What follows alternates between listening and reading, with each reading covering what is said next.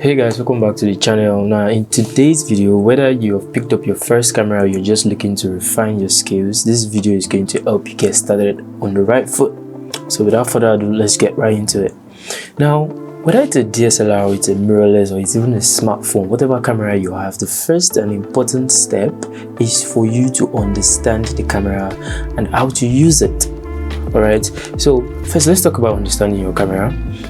There are different buttons on your camera. If you have a DSLR or a mirrorless, there are different buttons on your camera, like your mode dial, like your control ring, your focus, and different buttons. You have to get to know the body of your camera. That's the first thing, because if you go out, obviously you have to know how to use your equipment.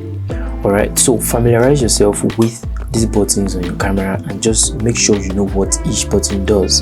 And it's also going to put you a step ahead if you're trying to get total control of your photography. Next up is the exposure triangle. I'm very sure if you are already into photography or you have started learning about it, at some point you would have heard about the exposure triangle. Well, the exposure triangle is basically a triangle that involves three important tenets you have to be familiar with when you're shooting photography, which are the aperture, the ISO, and the shutter speed. Now these three, they basically work dependent on each other. If you understand the three of them, then it's definitely going to level up your photography game. The aperture works by allowing more light into your lens through the aperture blades in the lens that is connected to your camera. The ISO basically is your camera sensor sensitivity to light.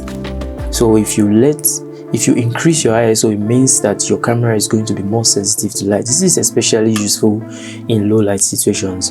While your shutter speed is basically how much light is getting into the shutter of your camera. So one thing you would have realized from these three explanations I just gave is that there is a common factor, which is light. So messing with your exposure triangle is basically you determining how much light you're letting to be reflected in your camera to determine your final image, as you can see in the video that I'm showing right now. Now let's talk about composition. Good composition can instantly set your image apart. The difference between some of the best photos and some of the most terrible photos is simply just composition. And there's some ways you can go about having a good composition in your photos. There's different ways actually. One of them is rule of thirds, as you can see on the screen right now. Now, these two horizontal and vertical lines that you're seeing on the screen just simply helps point your attention to focusing and just composing your image in the proper way. You can actually do it anyhow you want. There is no right or wrong way, but intentionality is actually going to get you a long way. You can decide to center your image in the middle, in the dead center of these lines. It just gives you an accurate representation of where the middle is, where the upper third is. It's actually called the rule of thirds, this one.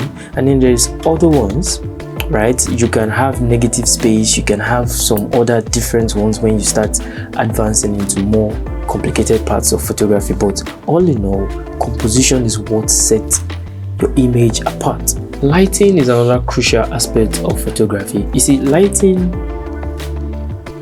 with a terrible camera, good lighting with a terrible camera can trump bad lighting with a very good camera. You can have the best camera, and without adequate or proper lighting, your images will just turn out terrible.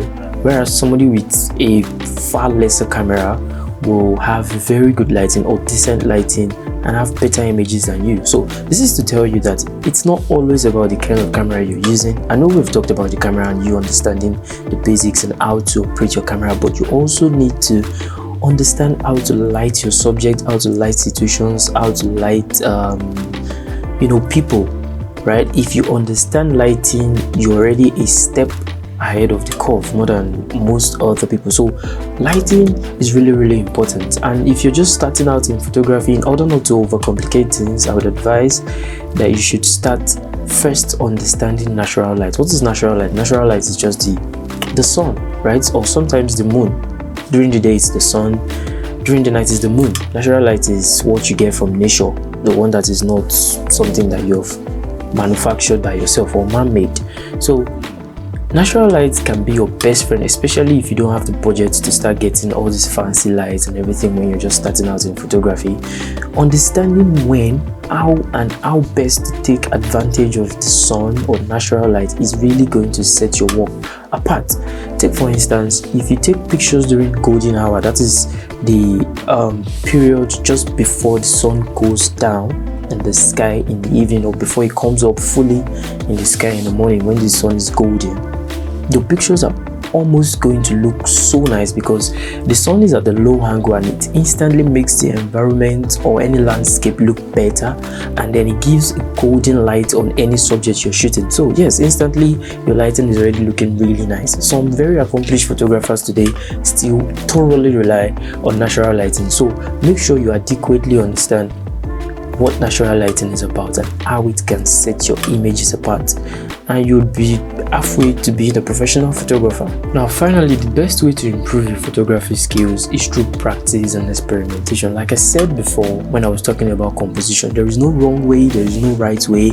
Yes, there are rules, but these things are just to keep you in check, to make sure that you're on the right path. As soon as you know what you're doing and you know why a rule is existent, you can always go around it, and that is when your creative side starts finding expression. So you have to do enough practice, enough experimentation, like with your camera buttons, whatever your camera does. You should understand the limits and everything that your camera can do. You should also understand the results you're going to get in a certain situation. If you light a subject a certain way, understand different things about composition like leading lines, lines of symmetry, rules of thought, like I said, negative space. Delve deeper, cinematic lighting. There's different ways, there's different things to learn. The more you practice, the more you experiment, the more you find out things, the more you understand what works and what doesn't work, and then it also gives you a level of confidence for when you're going out there to shoot. Anyway, that's been it for me. For you guys for this video. I hope one way or the other you could have picked a point or two, and I hope I've reduced the mystery around photography and made it less daunting. I'm going to see you guys in the next video, and if this video was informative enough for you, don't forget to drop a like and subscribe to the channel if you have not done that already. Stay safe. Talk to you in the next one. Peace.